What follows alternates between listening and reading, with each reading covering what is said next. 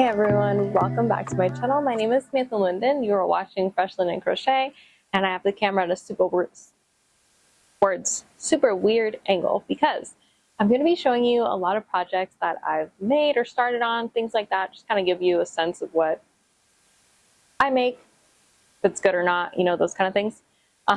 So I have a bunch of the stuff on my bed here laid out. I mean, I've obviously made more than this, so I guess it's not obvious. I've made more than this, but there's one more thing I forgot and I need to grab that. It's just kind of like a wide array of things. So I want to kind of show you, and again, this has been over the course of like 11 years, and just how fun crochet can be and what you can make, and just, yeah, it's crazy. So I'm going to grab one more thing and then we'll come right back.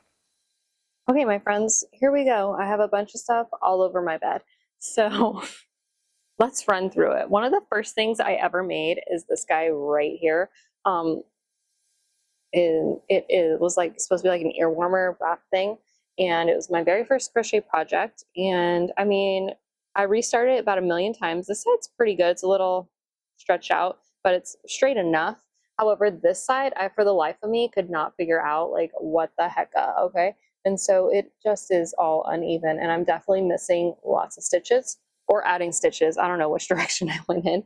Bow's a little small. I think I definitely used the wrong yarn. However, I love this color. If you could not tell, I made my boyfriend at the time, who's now my husband, this matching beanie, and it was like really wide, but it worked because his hair was huge. And then same thing here. I learned how to do like cable, and I was like all of a sudden obsessed. Can we focus? No? Okay, cool.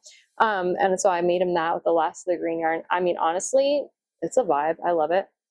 The other first thing that I ever made was this, which was like a holder for my Kindle, because I was like obsessed with it and it went everywhere with me. So I made this as like a holder for it. And then I had just like this random thick green yarn, and so that's why I used that. And then I kept that for a long time, and it became like the base of this blanket over here.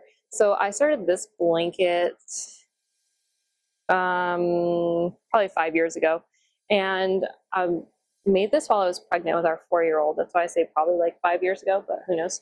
And it's just not done yet. I thought, oh, it'll be done. This is his baby blanket. And then like he started pulling this apart, and I was like, you know what? I think we're gonna keep going, and then we're gonna go bigger. I know it looks huge, but it's really not that big compared to the rest of my bed.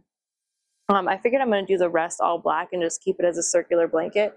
It's just something I've never finished, and it's always been on my radar, but it is great. I love it. I'm pretty sure I watched a video on YouTube and made this. Something more recent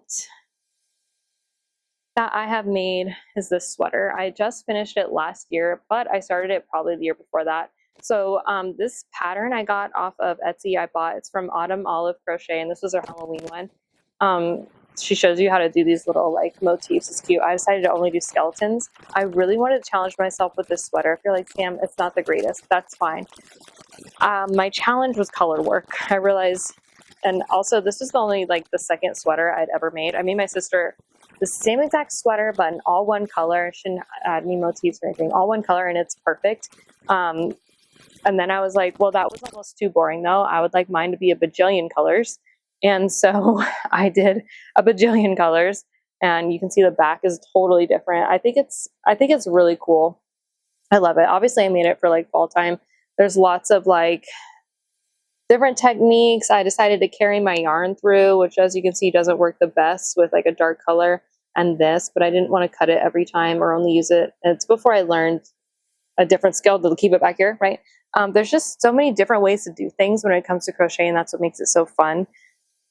The other thing is, I think this sweater could benefit from wet blocking, which I have not tried to do yet because I had so many ends come like loose. I tried to be like quick with it and not keep long ends. Don't do that. So this sweater was like definitely a labor of love. I love making it. I don't wear it too often. I'll wear it around the house sometimes. I'll probably wear it in a video or two, but yeah, what happened here? Like there's like so many stitches here and then like way less here. Oh man, that's the thing about crochet is I really like to be a perfectionist, but it's so much more fun to just have fun making it and then in retrospect be like, okay, but for next time, you know what I'm saying? So yes, I love this sweater. Something else more recent, my son asked for a pumpkin beanie, so I made him this. And then he wanted a rainbow beanie, so I made him this. And so those are for my baby. He loves to be cozy. And then of course I had to make one for my other son as well. So actually I have 4 of those. I made I made 2 of these. These are from a pattern I also bought off of Etsy as well, and they were super easy to make. They're for hanging on the wall. I just never got the like wood stick to attach them to and hang them on the wall, but I'd love to because they would be perfect above my bed on both sides right there. Never done it. Or on the stairs. Those are a couple different places. Another one of the first things I had ever made was learning how to do a granny square and making all these Christmassy ones. Now, a project you guys are going to see on this channel, which I'm super excited for, is I'm going to finish this Christmas blanket this year. Fingers crossed. But yes, these granny squares are about 11 years old, no joke, because I had the red and the green, red heart and a white one, and decided, oh, granny squares are the thing. And then, oh goodness, literally a piece of glass in my granny squares. These have been put away for a very long time. So 11 years ago, 2013, I made these. And I've never finished it. And I just bought the same exact yarn so I can crochet and finish this. It's going to be exciting. This, I love pineapples. So I made this like pineapple, like garland. I decided to crochet at one point, and I've used this like as a decoration, like hanging from the fireplace and stuff. Like every year I used it for decoration for Caleb and I had like an engagement party after we got engaged, because we got engaged like in Europe. So we had a party when we came back with like our parents and friends basically. And so I used that. It was all pineapple themed. Another thing is this blanket. Oh my gosh. So this pattern, this beautiful shells pattern, again, off YouTube, I watched a video and did it. And this is a blanket that I'm supposed to make for my sister that I just have never finished. And it's a little bit like wonky in some areas. Again, this is like a stitch that I'd never done before. And so yeah, will I ever finish it? If we could finish it this year and give it to her for Christmas, that'd be fantastic. Another thing is I'm working on a project for myself. I'm making myself a blanket, and I decided it's going to be all green flowers and black or black and white background. So this whole retro flower pattern, again, YouTube. And then I've just made, I think I have 20 of them. I don't know how many I need, honestly, to make the blanket the size that I want. No clue. That is something else that I'm working on. I also recently picked up knitting. So this is knitted. And I started knitting this beanie, pretty much is what it's going to be. And then I realized I needed to get hooks. So I recently bought the hooks. So I'm going to have to watch a video again on how to finish this so I could finish knitting my very first beanie. So that's exciting. And then another project. So this is also, I think, it's going to be a blanket. I bought this yarn to crochet some dinosaurs, but then I'm realizing this is the velvet yarn that falls apart, so it's not the best to make for dinosaurs. So I decided, what is English, to do a Tunisian crochet. So I bought all the Tunisian crochet hooks. Hopefully that's how you say it. If it's not, oh well, it's how I say it.